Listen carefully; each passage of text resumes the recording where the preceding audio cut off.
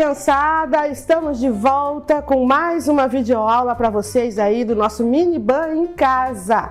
Depois da nossa pausa, que nós fizemos aí, né, 2 semaninhas de pausa, uma para terminar de organizar e realizar na CBF, outra para o nosso Dia dos Pais, e agora estamos de volta para continuar estudando sobre os profetas. Sula e Salô, como é que vocês estão? Tudo bem? Olá, tia Michele! Olá, Salô! Olá, crianças!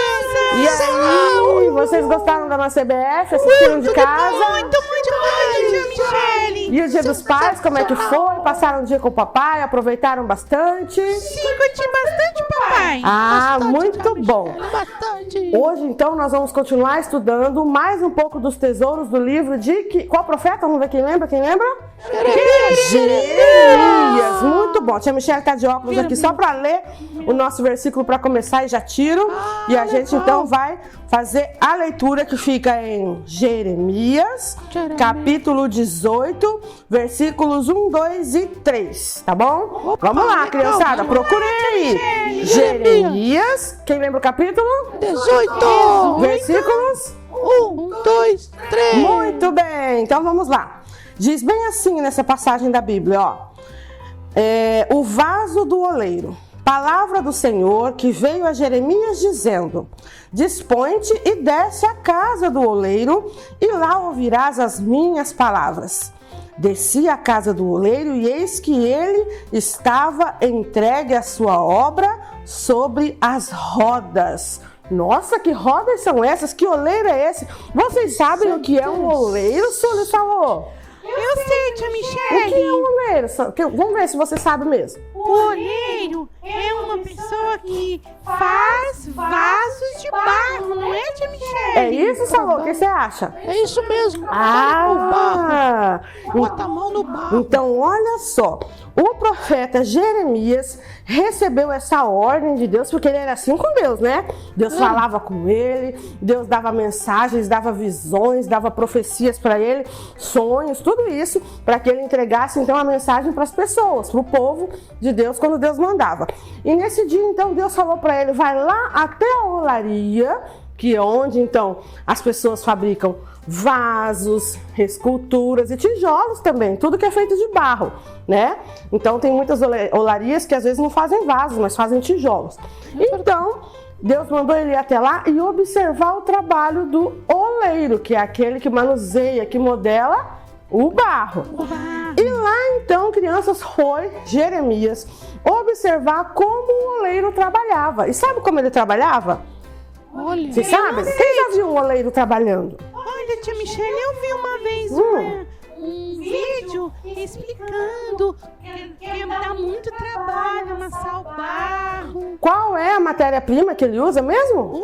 O barro ou a argila. As crianças às vezes usam argila em casa e nem sabem que é barro, né? É tirado da beira do rio, tem vários tipos de argila. E aí então o oleiro vai modelando o seu vaso, vai fazendo ali a sua escultura, vai fazendo o seu trabalho com barro. E aí sabe o que Jeremias observou, Salô? Sim. Que quando o trabalho não estava do jeito que o oleiro queria, ele amassava e começava tudo de novo. Desmanchava tudo de novo. Tudo de novo. Quebrava tudo. E aqui está escrito que ele trabalhava sobre roda, né? Então o vaso, como ele é redondinho, ele usava uma ferramenta que se chama torno. O oleiro vai pedalando ali aquele torno para ele rodar, e o vaso fica ali rodando e ele vai modelando com a mão enquanto o vaso gira. E às vezes, né, a argila dá uma desmantelada para um lado, racha para o outro, amassa. Aí ele vê que não ficou bom, ele amassa tudo de novo, dá mais uma molhadinha e começa tudo outra vez. E aí aquele vaso vai subindo, vai modelando, conforme ele vai mexendo a mão, por dentro, por fora, vai dando o formato do vaso. Que legal, né? Legal, muito né? Bacana, muito bacana. Então, as nossas crianças, inclusive, até já fizeram em sala aqui essas aulas sobre o oleiro. E teve professor que trouxe massinha marrom, teve professor que fez massinha caseira, em cada salinha, né? Teve professor que trouxe argila, então eles já experimentaram brincar de oleiro nas nossas salas. Essa aula já foi feita na prática aqui nas salas. Bacana. E agora em casa eu quero falar um pouco mais para eles sobre, então, esse trabalho do oleiro. Por que será que Deus mandou Jeremias ir lá na olaria e observar o que o oleiro fazia? Ele queria então que Jeremias observasse como é que Deus trabalha na nossa vida.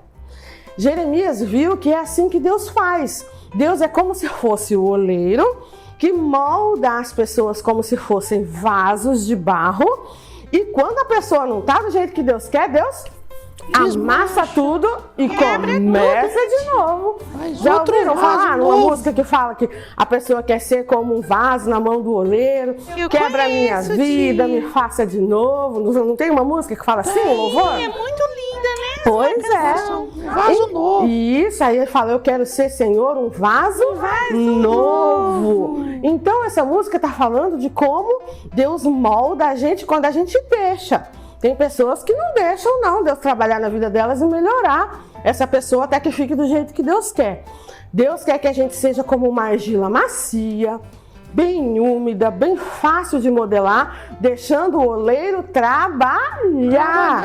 Mas tem pessoa que é teimosa, não quer. Muito teimosa. Assim como a mamãe está corrigindo o filho, fala, não faz assim, menino, não faz assim, menina. O papai e a mamãe estão ensinando o que é certo, o que é melhor, e a criança teima, quer fazer do outro jeito para poder não fazer a vontade da mãe e do pai. E assim é com alguns adultos também, conforme Deus vai ensinando, sabe? Então Deus compara a gente como se fosse o vaso de barro e ele como se fosse o oleiro. E aí, crianças, olha só, a argila, ela é um material macio antes de queimar, porque depois o oleiro queima o vaso, ele vai pro forno. Aí fica durinho, né? Isso. Antes é um material totalmente delicado, sensível, fácil de estragar, mas depois que queima, vai lá pro forno, fica assim durinho, que nem rocha, que nem pedra, né? Se jogar no chão até quebra, mas aqueles cacos, eles não entram em decomposição. Tanto é que os arqueólogos, crianças, quando vão escavar algum lugar onde tinha uma civilização antiga, eles encontram caquinhos de vasos, de tijolos de muitos mil anos atrás, porque depois que queima, a argila vira cerâmica e ela fica bem durinha. E Deus quer que a gente seja assim, macio enquanto Ele está moldando, mas depois que a gente é moldado por Deus e vai fazer a obra dele, Ele quer que a gente seja resistente e firme contra a maldade, contra o pecado, e não desista tão fácil da obra dele. Legal essa comparação, não é? Muito bacana, gostei. Muito legal. Comparação. Pois é. Então, olha só, assim como o oleiro, que é Deus, nós devemos também ser como o vaso, que é o de barro, né? E depois a gente fica firme como a cerâmica. Aí, crianças, olha só. A Bíblia também fala lá num outro livro, não de Jeremias, mas no livro de 2 Timóteo 2:20, que existem 4 tipos de vasos. Sabiam disso? Não sabia. 4 tipos de vasos na casa de Deus, na obra de Deus. Vamos tirar aqui do meu baú dos tesouros de Jeremias os tipos de vaso. O primeiro vaso que Deus fala que existe na obra dele é o vaso de ouro. Ó, esse já não é de barro. Esse aqui, ó, é resistente, é valioso. Mas só que esse vaso aqui, para Deus, ele não é valioso, não. Não. Esse vaso aqui, ele tá querendo dizer que é aquela pessoa que quer brilhar. Sabe a pessoa que gosta de aparecer? Vaidosa, né? A pessoa que se acha. Então ele se acha, eu sou de ouro, então eu brilho mais que todos. Aí na casa de Deus tem umas pessoas assim, porque é talentosa, ou porque é mais bonita, ou porque é mais rica, mais inteligente. Aí se acha mais importante que os outros e gosta de aparecer. Jesus. Esse vaso para Deus não tem valor, porque a pessoa tá fazendo as coisas para ela mesma e não para Deus. Aí, lá em Timóteo também diz que existe um outro tipo de vaso. Outro vaso. Esse daqui é de prata.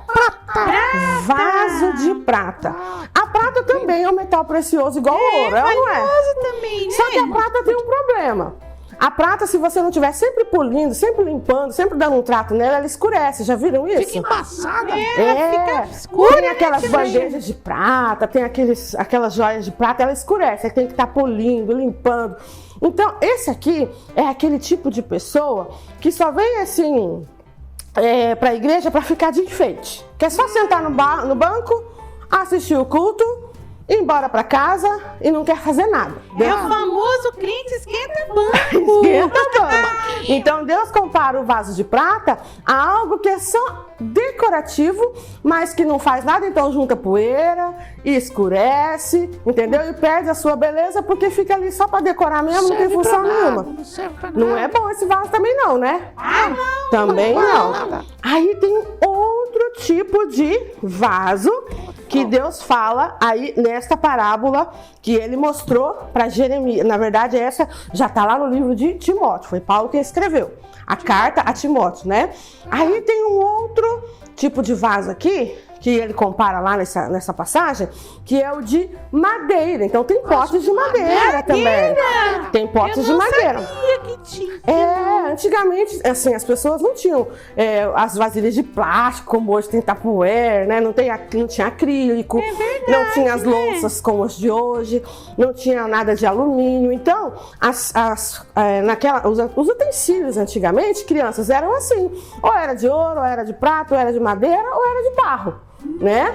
Pode ver nas novelas bíblicas que as coisas deles são tudo assim, né? Desses materiais. Quem era rico tinha de ouro e de prata, quem era mais simples tinha de madeira e de barro, certo? Então, um vaso de madeira, ele é aquele crente que no começo fica lindo, acabou de fazer, tá bonita a madeira, não tá? Bem lixadinha, envernizada. Quem acabou de conhecer Jesus, acabou de vir para casa dele, tem aquela coisa do primeiro amor, quer chegar e fazer tudo, quer se envolver na obra, quer fazer tudo bonito. Mas só que como a madeira, essa pessoa não resiste por muito tempo. A madeira ela não dura muito tempo. Vai usando, vai lavando, vai colocando água. Não vê tábua de carne como que é? A gente compra ela bonitinha, né? Aí de tanto usar e lavar, a tábua vai ficando feia, tem que jogar fora, porque junta bactéria, né? Isso, então a madeira é assim, ela não aguenta muito tempo. A madeira, ela empena, ela resseca, ela racha, ela solta farpa, né? Ferpinhas. Então, esse vaso, Deus compara, sabe a quê? Aquela pessoa que não resiste muito tempo na obra, logo desvia e vai embora.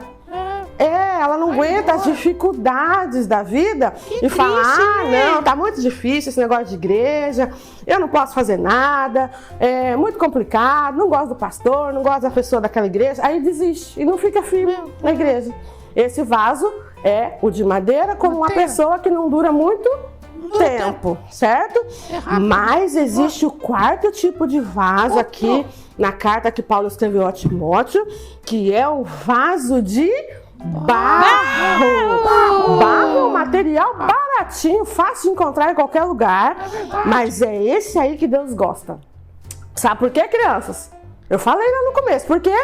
Pra ser trabalhado. Para poder ser moldado, ser trabalhado. Moldado, né? As coisas de barro são mais simples, mais humildes, né? Deixa ser amassado, deixa ser modelado. É esse vaso que Deus gosta, por isso ele mostrou lá para Jeremias na olaria. Esse vaso é do jeito que ele quer. Aí depois que a pessoa vai sendo moldada, modelada do jeito que ele quer, vai para queima, vira um vaso útil. Essa é a função do vaso, tem que ser útil, não pode ser um vaso furado. O que adianta um vaso furado? Ele não vai segurar água dentro, né? Não vai. O que adianta um vaso quebrado, né? O máximo que dá é pra plantar uma plantinha, mas mesmo assim você molha a planta, a água vaza rapidão também, né? A plantinha acaba morrendo. Então o vaso tem que ter utilidade, como a gente tem que ter utilidade na obra de Deus, não é assim? Vocês gostam de fazer alguma coisa na igreja? O que vocês fazem na igreja? Eu gosto de cantar, eu gosto de cantar na igreja. O Salô gosta de cantar, e você, Sula? Eu gosto de cantar e gosto de ajudar na classinha. Olha, tá vendo só? Ela também gosta de ajudar as profs. Muito bem, Sula. Eu quero ser professora. Olha que legal.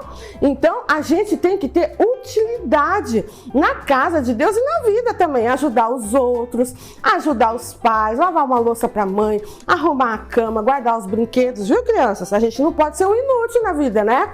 Tem que estudar, tirar nota boa, ajudar os mais velhos, o vovô e a vovó. Então, quem não faz nada é um inútil. Ninguém quer ser chamado de inútil, né? Não. Tem que ter utilidade, entenderam? Tem que estar sempre pronto para ajudar. Isso. Então, o oleiro molda o barro para que o vaso seja bem bonito, mas mais importante que bonito é que ele seja útil.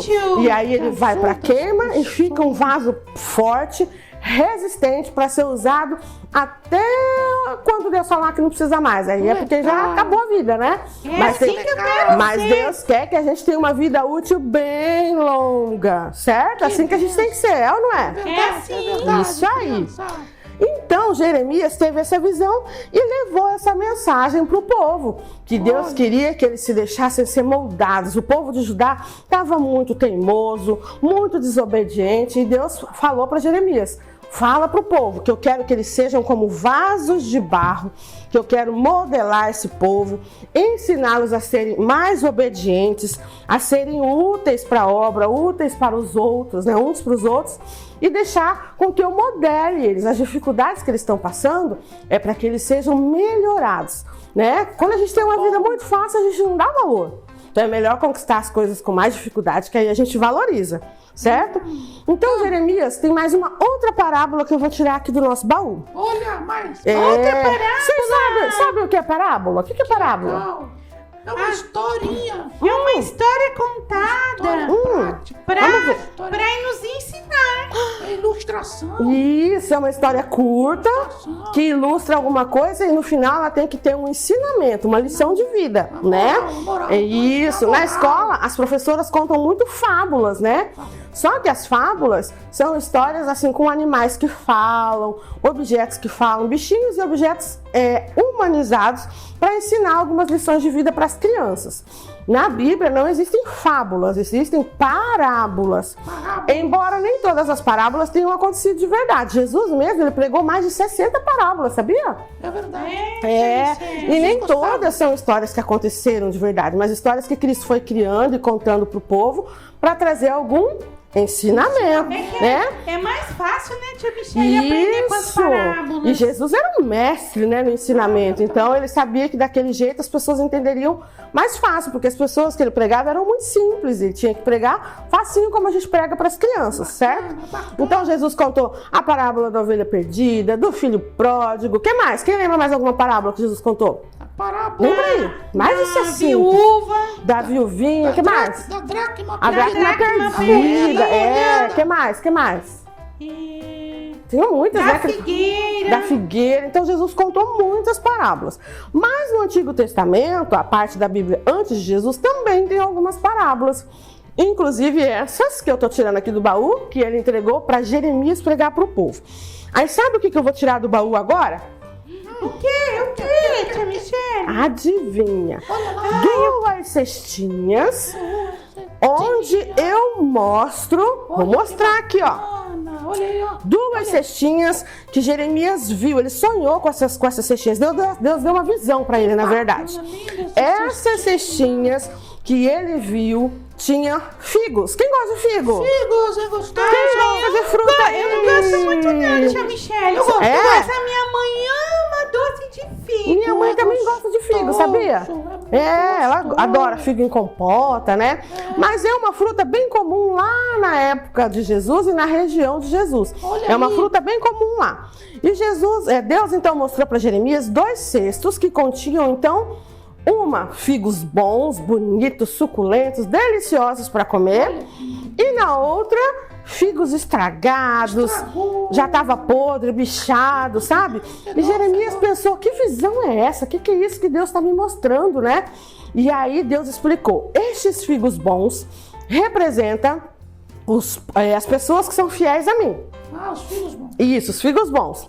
E esses figos estragados, bichados, representam as pessoas que não são fiéis a mim, que não me ouvem, não ouvem as mensagens que eu entrego para Jeremias, não querem ser usados para fazer a obra certinha do jeito que a gente ensina. Então, é mais uma mensagem que Deus deu, comparando com coisas. Ele antes comparou com vaso, né? E agora está comparando as pessoas com frutos, os figos no caso.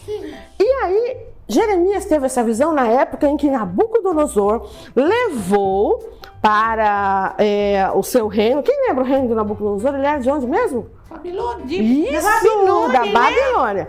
Ele levou então as pessoas cativas para esse lugar, destruiu, né, toda a terra ali do povo de Jerusalém, Judá e tal, e destruiu o templo, né, o templo que Salomão construiu, e aí ele levou essas pessoas escravas para lá.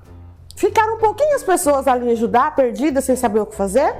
E Salomão não, o Nabucodonosor, muito esperto, levou, sabe quem? Ele levou os mais nobres, os mais inteligentes, os mais estudiosos, especialistas em algum assunto. Tanto é que ele levou Daniel. Diz a Bíblia que Daniel foi um dos homens mais sábios da terra, né? Espertinho. Isso, aí ele levou Daniel e seus amigos. Ele queria levar gente que ajudasse o reino dele a ficar mais poderoso. Mais rico, né? Mais poderoso. Então Deus comparou essas pessoas que foram levadas para a Babilônia aos figos bons, porque eram pessoas que mesmo fora da sua cultura, mesmo escravizados, continuaram firmes a Deus. Legal, né? Ai, muito legal. Mas em compensação, teve uns que Nabucodonosor deixou para trás, assim, ele falou, esses aqui não servem, vou deixar para trás. Que são os figos podres. Aí são os figos podres que só servem para fazer o quê? Jogar fora.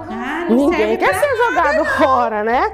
Então, olha só, os figos bons, bonitinhos, madurinhos, suculentos, Nabucodonosor falou, esses eu quero para mim e vou levar para o meu reino. Leva tudo. E os figos estragados, apodrecidos, até bichados, Não quero. Nabucodonosor falou, esses aqui pode jogar fora. Para mim não serve para ninguém.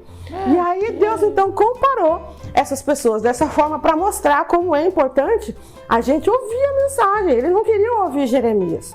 Jeremias trouxe a mensagem importante, avisou que tudo ia ser destruído e eles não acreditaram. Mesmo depois que tudo foi destruído, ainda assim eles continuaram duvidando que Deus ia castigar, que eles iam sofrer. Eles achavam que eles não precisavam de Deus. E aí estavam sofrendo as consequências. Imagina uma criança teimosa que fala, eu não preciso do meu pai e da minha mãe para nada. Será que ele não precisa mesmo? Nenhuma criança pode Consegue viver. A hora que a fome aperta, quero ver se não vai lembrar que precisa da mãe para fazer a comida, né? Na hora que precisa vestir uma roupa, alguma coisa, você não vai lembrar do pai para poder comprar o que ele precisa. Então, a gente é como se fosse crianças totalmente dependentes de Deus. É verdade. E esses teimosos achavam que não precisavam de Deus pra nada. Coisa triste, não é? O que vocês acham? A teimosia é muito triste. Muito triste a teimosia, exatamente. Então, agora, toda semana, nós vamos deixar uma pergunta para as crianças responderem na hora do culto para o pastor. Ai, que legal. Eu vou fazer a pergunta e vocês não podem responder. Tá bom? Essa pergunta. Vai ser no culto de domingo? Isso, aí no culto de domingo, a hora que o pastor chama a criançada lá, ele vai falar, quem assistiu a videoaula? Eles vão falar, eu. Então, respondam a pergunta que a tia Michele deixou lá. O pastor repete a pergunta, aí vamos ver quem assistiu e quem prestou atenção. Tá bom? A pergunta que eu vou deixar para vocês é uma pergunta até dupla, tá bom? Fácil. Agora a gente acabou de ouvir a história, tá fácil. Quantos vasos tinha na primeira parábola que Jeremias contou? E quantos cestos tinha na segunda parábola que Jeremias deixou aqui para nós, o seu livro cheio de tesouros? Fácil? Quantos vasos e quantos cestos? Acho que é fácil, né? Muito. Fácil? Quantos Perfeito, muito bem. vasos? Muito bem. Vamos então orar para a gente encerrar. Vamos orar. E aí eu quero ver se vocês sabem então cantar uma música que lembra essa história que eu contei hoje. Eu no salão não sabia, tia Michele. Vocês sabem? As crianças vão cantar com a gente. Legal. Quero Então, todas as crianças cantando. perfeito. Então toda semana vamos deixar uma pergunta e vamos encerrar com um louvor. Combinado? Combinado. Então vamos lá, não vou nem repetir a pergunta, quero ver quem estava ligado, certo? Senhor Deus, nós queremos te agradecer por esse momento de trazer mais um ensinamento para os nossos pequeninos. Te agradecemos pelas crianças que têm buscado conhecimento da sua palavra. Te agradecemos porque o Senhor tem nos dado histórias e ensinamentos maravilhosos através da Bíblia, da palavra que o Senhor deixou para nós. Agradecemos pela vida de todas as nossas crianças, dos seus pais, das suas famílias, da nossa igreja. Abençoa os nossos alunos que também sempre nos acompanham aqui toda semana, a Sul e o Salom. Abençoa todos os que acompanham, Senhor, as nossas aulas e que a gente possa estar de fato ajudando, ensinando alguma coisa para a vida dos nossos pequeninos e até mesmo os adultos que nos assistem a cada semana. É o que nós te pedimos e te agradecemos. Ensina-nos a sermos vasos de barro, molinho, fácil de moldar, que o Senhor possa nos moldar e fazer de nós vaso novo, vaso útil para a sua obra. Em nome de Jesus, amém! Agora eu quero ver que louvor é esse que vocês vão cantar. Vamos lá. cantar a musiquinha. 2, 3. Eu quero ser Senhor amado, como um vaso nas mãos do olheiro. Quebra minha vida e faz-a de novo. Eu quero ser,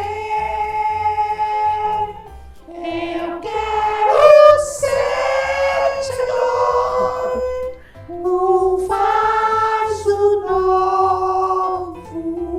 Muito bem, crianças! Esse hino é bem antigo, é do tempo do vovô e da vovó, né? É verdade, mas fala exatamente do que Jeremias ensinou. Deixar Deus nos moldar para que a gente seja um vaso novo, uma nova criatura. Parabéns! Vocês cantam muito bem, gostaram, crianças? Então, ó, beijo e até semana que vem. Tchau, tchau, crianças! Beijo, beijo.